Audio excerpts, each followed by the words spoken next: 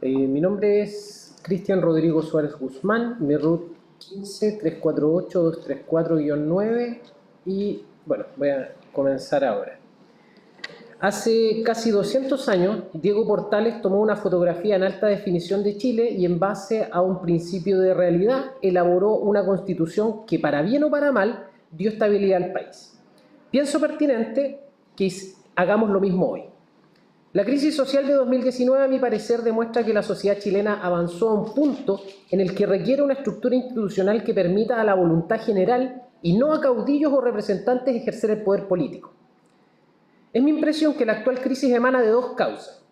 Primero, la necesidad inconsciente de la sociedad por diluir el poder político que actualmente está altamente concentrado en la figura del presidente de la República, quien al ser solo una persona no da el ancho para poder cumplir tantas responsabilidades políticas. Y la segunda, generar verdadera y efectiva responsabilidad política a la totalidad de los cargos de representación en todos los poderes del Estado directamente ejercida por la ciudadanía de manera institucionalizada. A mi entender, una constitución debe ser una base de ideas que satisfaga a toda la sociedad y no la imposición ideológica de unos a otros o peor aún, unos contra otros.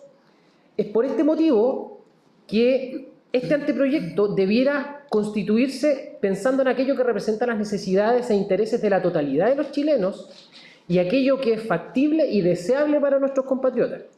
No se trata aquí de escribir los propios deseos o inclinaciones ideológicas. Este no es el lugar para atrincherarse políticamente o ideológicamente, sino inspirarse en aquellos deseos y anhelos que representan lo que, a mi entender al menos, debiera incluirse como las dos almas de Chile.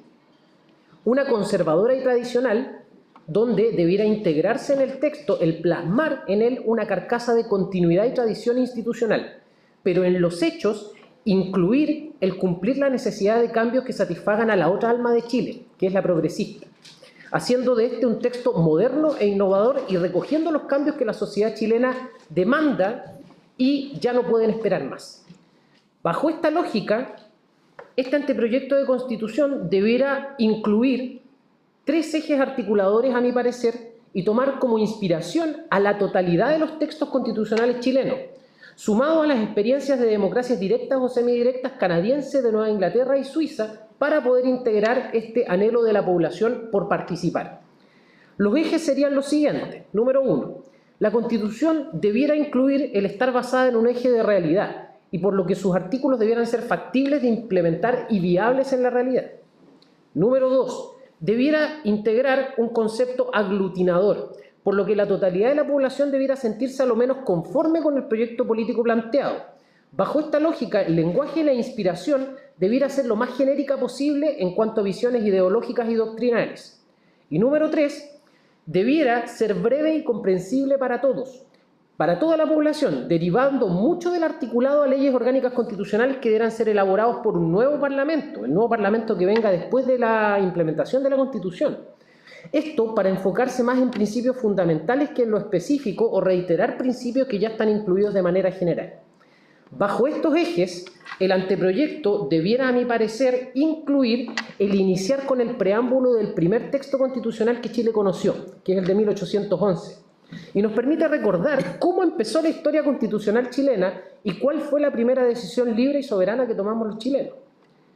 Luego de detallar esta fusión propuesta de la totalidad de los textos constitucionales que han regido al país, por lo que el anteproyecto tendría que venir a ser como la unión de la totalidad de todos los textos constitucionales chilenos en un solo texto constitucional, único. La lógica de esta acción es el eje 2 aglutinador, que ofrece la percepción de tradición y continuidad, además de hacer parte no solo a los chilenos de hoy, sino a todos los chilenos de la historia, como parte de su única constitución en toda la historia. El primer capítulo yo creo que recoge de muy buena forma, el del anteproyecto actual, los fundamentos teóricos y prácticos en los que se debe basar el Estado de Chile, explicando detalladamente estos principios que permiten una amplitud tal que incluye y acoge a la totalidad de los chilenos. Además, yo creo que sería pertinente agregar, por el tipo de articulado que es un capítulo 1, el nombre e idioma oficial del país, la posibilidad de que las regiones tengan idiomas oficiales propios, la bandera, el escudo y el himno nacional. El capítulo 2 se conservan las características de nacionalidad y ciudadanía de los textos previos, por lo tanto no se puede hablar mucho de eso. En el capítulo 3, la protección a la salud y a la educación, que se consagran como derechos fundamentales, también me parece pertinente que se mantenga. La reestructura en un nuevo y completo segmento para los partidos políticos, yo la trasladaría del capítulo donde está actualmente al capítulo 3, pero de la misma característica. He pensado que este capítulo casi en su totalidad debería pasar a ser una ley orgánica constitucional, respetando el eje 3 de ser breve y comprensible. En el capítulo 4, aquí yo agregaría al capítulo 4 la función del presidente de la República, que se reduzca justamente, como decía anteriormente, un rol tradicional y ceremonial, sumando a la jefatura de las Fuerzas Armadas. Ahora, esto en un caso de optar a un sistema completamente parlamentario. Creo que es un desafío del constitucionalismo chileno actual. Pero de optar a uno semipresidencial, por ejemplo, se debería agregar, además de la jefatura suprema de las Fuerzas Armadas y requisitos para ser presidente de la República, algunas funciones que le dieran cierta reminiscencia como de poder mirarlo hacia arriba. Un presidente semimonárquico, le agregaría yo, pero con poderes limitados, por supuesto. Por ejemplo, el estar a cargo de las relaciones exteriores, la defensa y la hacienda, con la elaboración del presupuesto, pero que el gobierno, emanado desde el Parlamento, lo administre.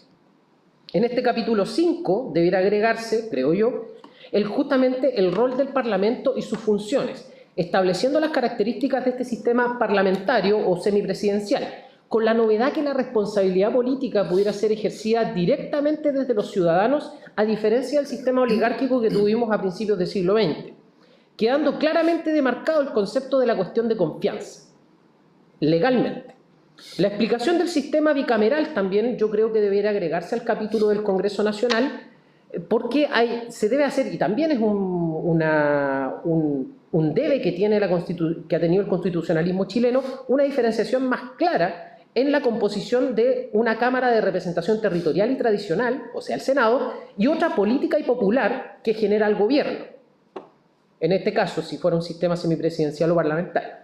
En el capítulo 6 se debiera tratar, creo yo, ya ir reduciendo, incluir el concepto del Poder Judicial, y la novedad debiera incluir la elección popular y responsabilidad política de la totalidad de sus magistrados, haciéndolos responsables políticamente ante la voluntad general por sus sentencias. Su elección y sus sentencias deben ser revisadas por el soberano. Y ahí se termina este problema del apego estricto a la ley por ser la ley, dejando de lado la justicia. La nueva división interna, ya esto en el capítulo 7, la administración interior del país, ahí podríamos jugar un poco con la composición de los capítulos, debiera integrar una democracia semidirecta y una regionalización con desconcentración y descentralización totales, con organizaciones locales herederas de las antiguas juntas de vecinos, que concentren ahí todos los poderes del Estado, pero a su vez permitan anular entre sí propuestas demasiado radicales o no mayoritarias, garantizando a toda la población la toma de decisiones a nivel local y permitiendo el intercambio de propuestas del ciudadano con las entidades superiores dentro del sistema institucional, solucionando el problema de dar institucionalidad a la voluntad general. Para esto, aprovechar el uso de las tecnologías de redes sociales, construyendo un sitio web de gobierno con una app de gobierno para poder votar y discutir a través del celular, pero manteniendo las reuniones presenciales y la toma de actas con correo tradicional simultáneamente, pudiendo los ciudadanos participar de las dos formas, lo que permitiría una participación, votaciones y decisiones constantes, y que participen los ciudadanos que se interesen sin excusas para los que no se interesen, porque solo deberán acatar.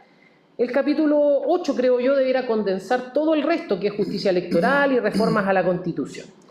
La idea general es transitar desde esta figura del líder con amplios poderes del presidente de la República a la figura representativa del nuevo texto, para responder a la lógica de eliminar estos liderazgos individuales mesiánicos y reforzar la responsabilidad política y el poder de los ciudadanos.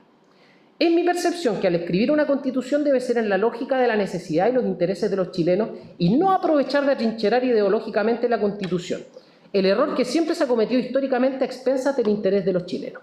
Debe primar el principio de realidad y no los intereses o deseos particulares, sino los de todos los chilenos. Gracias. Muchas gracias. Agradezco su presencia y participación en este acto que es significativo para nuestra nueva Constitución. Muchas gracias.